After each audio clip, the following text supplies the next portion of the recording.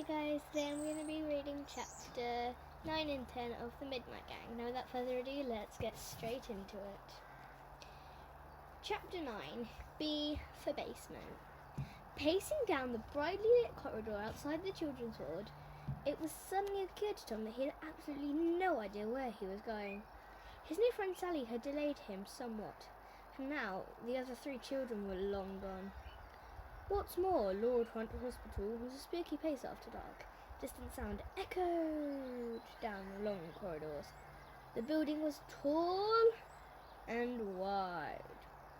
There were 44 floors of wards and operating rooms. There was everything from rooms for delivering babies to a mortuary where people were taken after they died. The hospital was home to hundreds of patients and nearly as many staff. At midnight, all the patients should be fast asleep.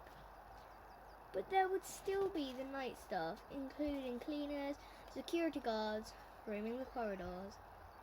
If Tom was discovered out of bed, he would be in big trouble. What's more, he was wearing a pink frilly night dress. If anyone was to see him, he would have some serious explaining to do. Tom looked to the direction of the signs on the wall, which weren't much help as curtains had fallen off. Entrance and exit had become N-it. Accident and emergency was now SIDER. Reception was simply PO. Surgery now read SUER. Radiology had become RAD-log, whatever that was. Administration was now MINT. Theatre was HEAT. Children's ward simply read war, which might not be such a bad description of what it was like in there. War. Rehabilitation had turned to Have It On. Physiotherapy became H-OT HEAP X-ray. H-OT HEAP. X-ray had simply become Ray. So if you were looking for a man called Ray, all you had to do was follow the arrow. There was a sign that read IFS, which Tom guessed must have been lifts, at some distant point in the hospital's past, and so he followed the arrows. When he reached the lifts, Tom noticed that the arrow above the large metal shiny doors was descending rapidly. He guessed it might have been 3 children travelling down. The boy watched as the arrow swung all the way down to B for basement. Tom gulped. Gulp? It was bound to be dark in the basement, and Tom hated the dark. What's more, the thought of bumping into the porter flashed through his mind. What if Tom felt a hand on his shoulder to stop him? And when he looked around, it was the terrifying man looking straight at him. For a moment, the boy felt like turning back, and then realised that Sally might think he's a scaredy cat. So with some hesitation, he pushed the button and waited nervously for the lift to come. Bing! The doors opened. Bing! The doors closed. With his finger trembling, Tom pushed B for basement, and the lift trundled down to the darkest depths of the hospital. With a jolt, the lift stopped. Bing! The doors opened, and Tom stepped out into the darkness. The boy was now alone in the basement of Lord Hunt Hospital. His bare feet felt the cold, wet concrete beneath him. Above him on the ceiling was a strip of fluorescent lights. Though most had blown, meaning it was all but pitch black down here. Ping! Tom jumped. It was just the lift doors closing after him. The sound of water dripping from pipes echoed along the corridor ahead of him. Drip, drip, drip, drip, drip, drip, drip, drip. Slowly, Tom made his way along it.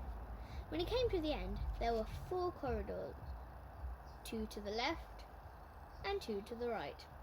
It was a maze down here. The boy looked to see if he could make out any wheelchair tracks on the floor. It was hard to see anything with so little light. So Tom bent down to study the floor. At a moment, the creature brushed past his face. Ah! His scream echoed down the corridor. At first, Tom thought it might have been a rat, but he could just see the creature hopping off, looking more like a bird. Yeah, but if it was a bird, what was it doing all the way down here? In the dirt on the floor, Tom could see some toe markings heading down one of the corridors on the right. So he followed them. After a few paces, he could feel the stale air in the basement becoming warmer. It's quite warm out here today. Just up ahead was a giant furnace where the hospital's waste was being burned. Not far from that, Tom saw a huge basket on wheels. He looked inside. It was full of laundry. Above it was a small hatch. Just then, more bedsheets tumbled out of the hatch and fell into the laundry basket. The boy realised that this must be the end of a chute leading down from the wards above. Every few paces there were doors and more corridors. Tom followed the tyre tracks as they snaked their way through the basement. The tracks led onto the corridor that was pitch black. All the lights in this section of the corridor must be broken, thought Tom. The boy hesitated before going forwards. His worst fear was the dark. Still, it seemed foolish to turn back now. He might be about to find the other children and uncover their secret about the midnight adventure.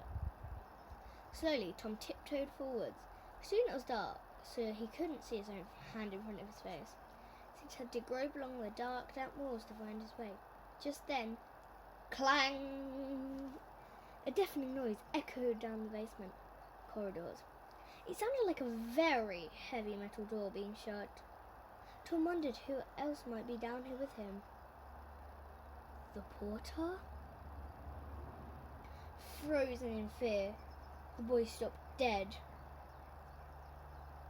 He listened and listened and listened some more.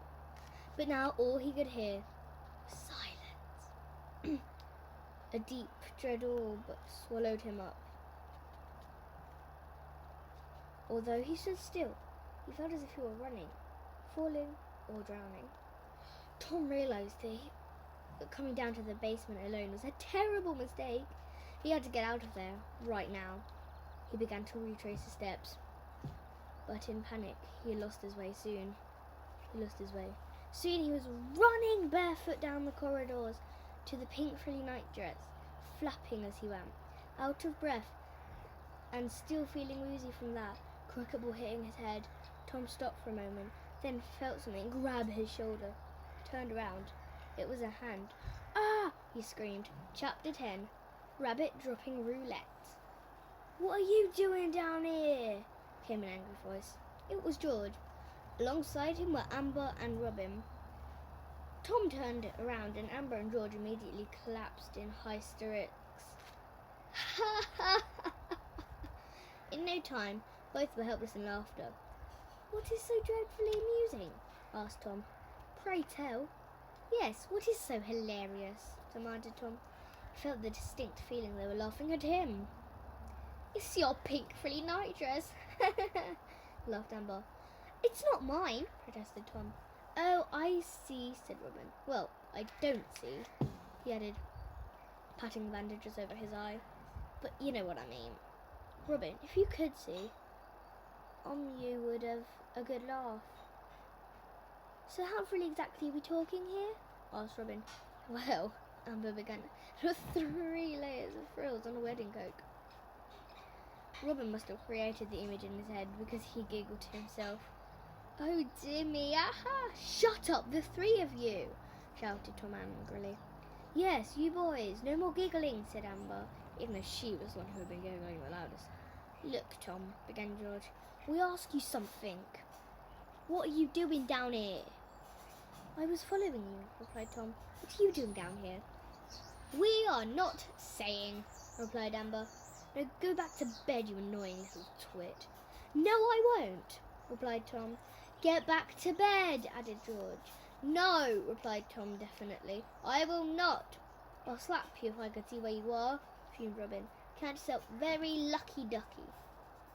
I'll snitch on you all unless you let me come too, said Tom. The other 3 were stunned into silence. The one thing that looked down at Tom's boarding school was snitching. Despite the brutal atmosphere at St. Willets, snitching on other boys the teachers had forbidden, even if they had put truffles in your shoes. Flush your homework down the toilet.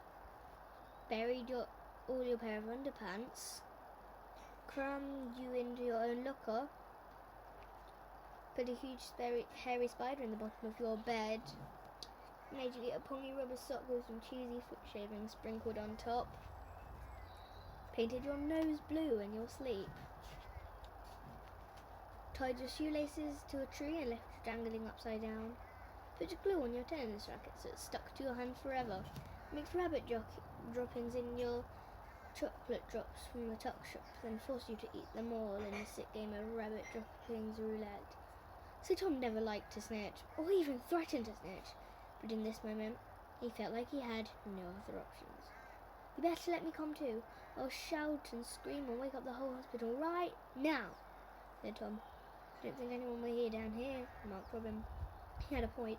All right then, I'll take the lift, go up to the ground floor, and I'll shout and scream and wake up the whole hospital in just a couple of minutes. I didn't have quite the same punch, but fortunately it did the trick.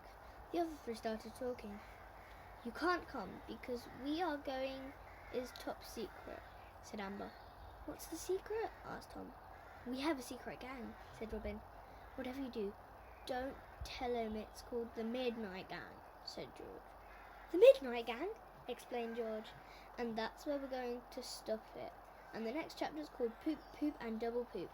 And that's where we're going to leave it today. Don't forget to comment, like, subscribe and ring the bell. And that's all for today. Bye!